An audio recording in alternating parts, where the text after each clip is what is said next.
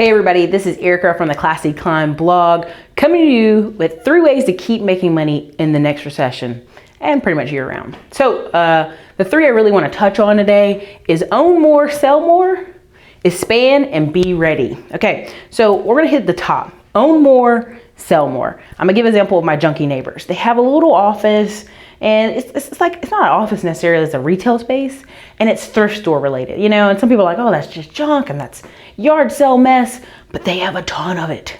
They have a ton of stuff in their house. They have a ton of moving trucks with stuff in it. They have stuff in their backyard. It's like, oh my God. But guess what? Every year around tax time, I notice their whole yard gets cleaned up. I noticed their whole truck gets empty. I noticed their retail space gets cleaned up. Why? They own more, they sell more. And they're older, but they have young children who are starting to help them. And when I say young, I mean 25-ish, out of college-ish. Kids who help them start pushing things on eBay, online, and on Etsy sites and Shopify sites, like just getting the junk out of there, you know, helping their parents. Now, I think they're slightly hoarders, but you don't have to be a hoarder. I just know a lot of people who look up, if push comes to shove, crap, they got a garage full of stuff. They got extra TVs, they've got extra clothes, they've got extra kid clothes they never even put on their kids. They're just sitting there. They never got returned to Target. Throw the mugs up in a bundle and put them on Amazon or eBay and get it over with, right? So if you have own more, you can sell more. But let's say you're like, Erica, I need to get more to sell more. Expand. You have to expand before the contraction, because you're the big dog. You look like the big dog in your small town. You look like the big dog in your city, you know, and a great way, if you're in real estate, or let's say you're trying to get connected with the big dogs, right? This is 4 really great ways. One is the male buyers and sellers.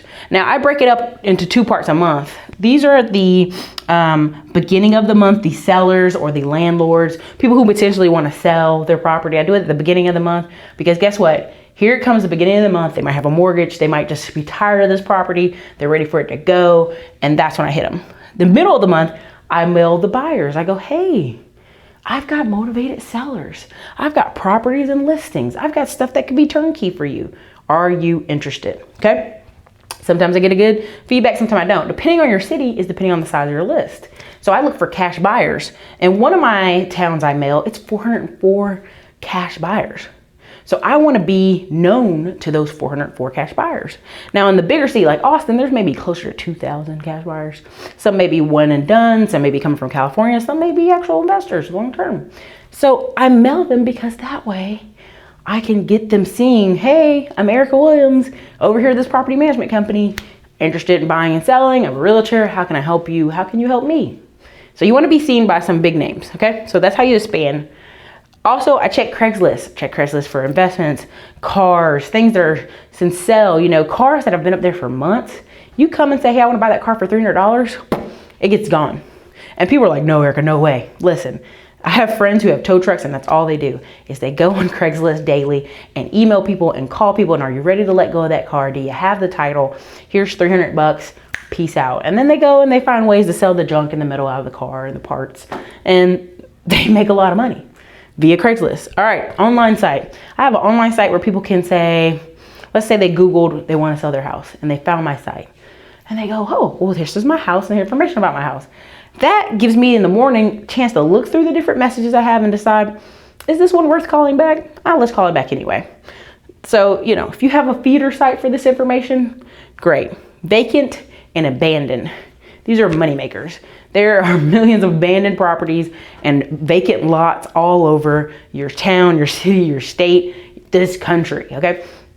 And what you do is once you start messaging these people, I'll give you a prime example. In South Carolina, there's a ton of heirs who have inherited property who live in New York. The number 1 person who owns property in South Carolina is a person who lives in New York and New Jersey. Why? Because a lot of blacks left in the 1950s and 60s and 70s for work and better opportunities. And now their grandparents have died. They just have all this land over in South Carolina.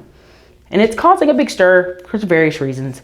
Same thing with Mississippi. Same thing with Texas. You know, a lot of times parents get older, they move them.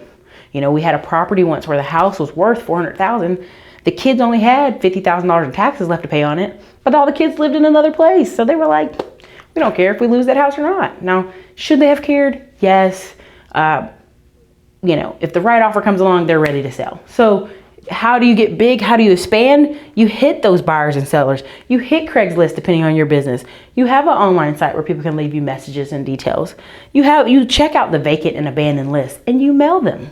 You drive past a vacant property probably once every day, at least 2 or 3 of them a day. So 3, be ready. So a lot of people give me flack about my credit video. I'm gonna do another one. But at the end of the day, I know a lot of people who had a $20,000 credit card, had got the cash off of it, and now they've been in real estate for 5, 6, 7 years and haven't worked a job since. Now, some people say, oh, credit cards. Listen, to each his own, however you want to do it. Creative financing, you can get your foot in the door in multiple ways, but you have to be ready. You either have to be working on your credit actively. Let's say you get a few secure loans from your bank and you pay on them maybe $400, $500, and you pay them for a few months and kind of get your scores looking nice. And let's say you have your separate office. I have an office. You're registered with 411. You have a 1-800 number. You have a fax line. You know, once you start getting these things kind of checked off and you have some vendors and a few other items on that list, I'm going to be careful. I'm not going to go into that here. You can get access to a ton of business credit, tons of it. So how you get that money off there and how you do what you need to do is up to you. But be ready. I know people who literally, when I talk about the car, I have a friend with a tow truck. He literally dropped $300 maybe every other day. And now he spends the rest of the month selling the parts, selling pieces of the car, selling repairs, calling body shops. Do you need these parts? Hey, they know to call him and look for him as well. Like, hey, what do you have, man? And depending on the condition of the car, he fixes them, sells them that way. He makes multiple streams of income out of $300 and towing a vehicle. So don't tell me, Erica, I don't have all this money. If you got $300, you can make a pretty big deal. If you go on Craigslist and you're buying and flipping things, you could start with $100. It's gonna be low, but you could start with $100. So here's how to make money monthly and through the next recession. Own more, sell more, expand, and be ready. Listen, we gotta be able to get in contact in front of these people. It's important. So you guys, this is Erica, Classy Climb Blog. Have a great day.